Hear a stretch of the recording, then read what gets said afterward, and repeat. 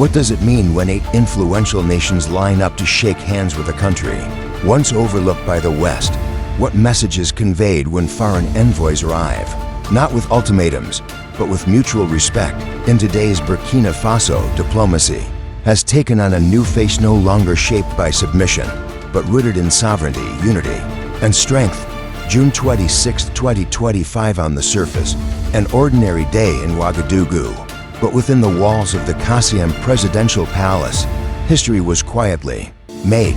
8 newly appointed ambassadors stood poised not simply to deliver credentials, but to take part in a diplomatic moment that echoes far beyond West Africa.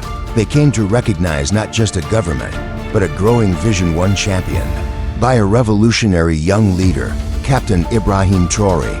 His leadership has reshaped Burkina Faso's global identity, from that of a dependent state to a proud, assertive voice in African geopolitics. Each handshake exchanged on this day represented far more than ceremony. It symbolized a shift. Burkina Faso is no longer asking for approval. It is extending its hand for equitable cooperation, forging ties on its own terms. This is not diplomacy as usual. It's diplomacy that defies the colonial past. The Republic of India's presence is particularly meaningful, though geographically distant.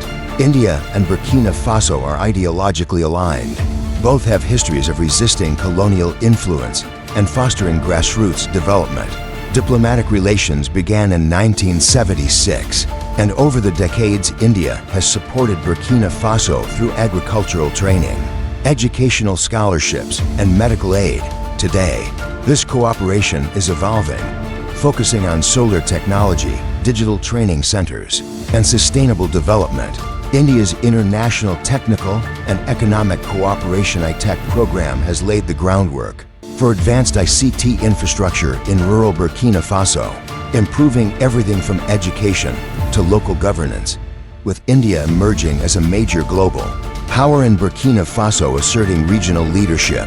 A South-South collaboration built on mutual benefit is taking form. Turkey, too, has emerged as a key ally. While diplomatic relations began in 2012, Turkey's impact has grown rapidly since establishing its embassy in Ouagadougou in 2014. Through TICA, Turkey has provided aid in infrastructure, religious architecture, and more recently, military training.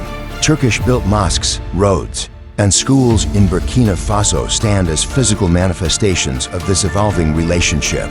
As Burkina Faso continues its battle against terrorism, Turkey's experience in counterinsurgency and border security offers an alternative to Western military paradigms. Under Traoré's leadership, the relationship is expected to deepen, especially in areas like defense, agriculture, and technology.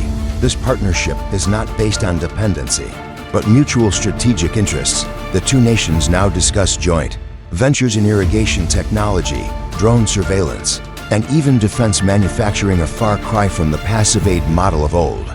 Cuba's re-engagement brings a historical and symbolic weight.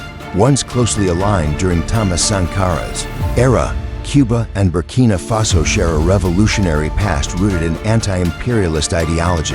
In the 1980s, Cuba sent doctors, while Burkina Faso sent students to Havana. That connection faded over time, but is now reigniting. As Traoré echoes Sankara's ideals, Cuba's return suggests renewed collaboration in healthcare, biotechnology, and educational exchange. Cuban medical brigades may soon return to rural clinics in Burkina Faso, not just to provide care, but to help build local capacity. With Cuba's biotech industry developing low-cost vaccines and treatments, and Burkina Faso eager to boost public health resilience, this partnership could save lives and challenge the global pharmaceutical monopoly. From the economic community of Central African states, Gabon's inclusion is significant. Both nations have experienced recent political transitions and are part of a broader realignment in Francophone Africa, rejecting French dominance.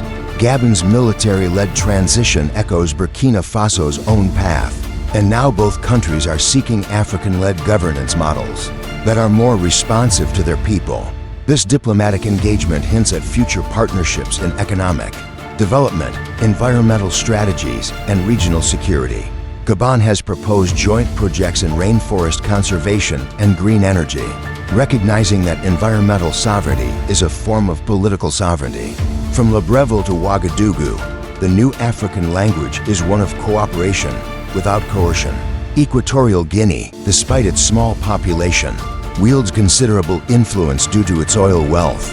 Its diplomatic outreach is grounded in continental unity rather than reliance on former colonial powers. Past interactions with Burkina Faso through the African Union and security platforms are now poised to deepen. Collaborations in infrastructure, cultural exchange, and energy projects could define this new phase. The two countries are in early talks to co-develop a regional energy corridor, tapping into Equatorial Guinea's oil infrastructure and Burkina Faso's ambition to electrify rural communities. This kind of horizontal integration between African economies could become the foundation for a post-colonial economic model. Sierra Leone's bond with Burkina Faso is one of shared pain and resilience. Both nations have endured civil unrest, external manipulation, and have struggled through various transitions, but their recovery has been shaped by self-determination. Their renewed partnership can foster initiatives in post-conflict recovery, agricultural reform, and African-led peacekeeping models. With Sierra Leone's Truth and Reconciliation Commission experience and Burkina Faso's ongoing stabilization efforts, the nations may jointly establish a Pan-African conflict resolution, school training diplomats, mediators, and peacekeepers rooted in African realities. This represents a profound shift from depending on foreign NGOs to building African institutions of healing. Luxembourg's diplomatic move may seem unexpected, but it highlights another facet of Burkina Faso's rising profile. As part of the Western Bloc, Luxembourg has historically supported humanitarian initiatives through EU channels. Its continued presence now reflects Western interest in remaining engaged as Africa realigns. Whether future partnerships will be equitable or a repackaging of old hierarchies remains to be seen. Still, Burkina Faso is making its expectations clear. The government has expressed interest in directing foreign aid to community-owned development, banks in demanding transparency in all bilateral agreements. If Luxembourg and other European partners adapt, this could represent a reformation of Western African relations built on dignity and fairness. Finally, Bangladesh's inclusion signifies a powerful South-South resonance. With its remarkable development, record especially in microfinance, healthcare delivery, and women's empowerment, Bangladesh represents a model of growth through innovation and resilience. Burkina Faso stands to gain from this experience and, in turn, contributes to a broader shift where Asian and African nations bypass traditional Western gatekeepers to form direct, mutually beneficial alliances.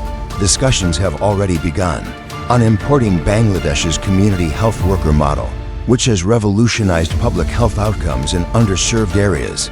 Meanwhile, Burkina Faso's cotton sector is exploring partnerships with Bangladeshi textile producers to create value chains that retain more economic benefit on the continent. This diplomatic event isn't just about protocol, it's a turning point.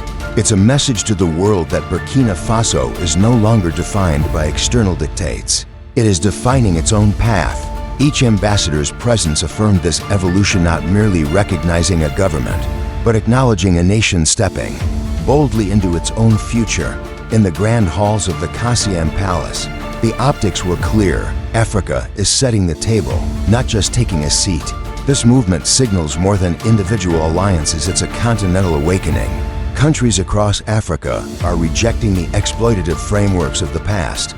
From Niger to Mali, and now Burkina Faso, leaders are embracing regional unity, cultural pride, and economic self-reliance.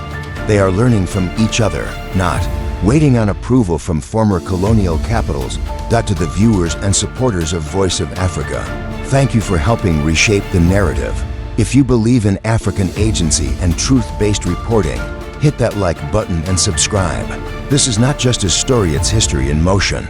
As 8 nations stepped forward, it wasn't Burkina Faso asking for validation. It was the world acknowledging its rise. 8 countries, one vision. A new Africa is speaking, and for once, the world is finally listening.